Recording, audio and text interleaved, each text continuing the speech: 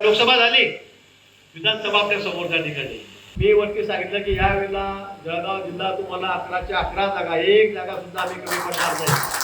11च्या 11 जागा आम्ही तुम्हाला त्या ठिकाणी देऊ आणि मोठ्या मताधिक्याने देऊ.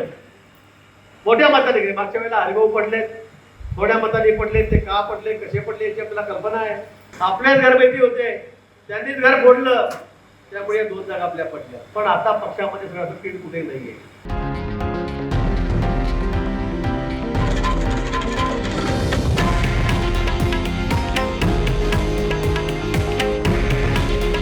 हे आहे देशातील नंबर 1 न्यूज नेटवर्क आणि आपण पाहत आहात TV9 मराठी.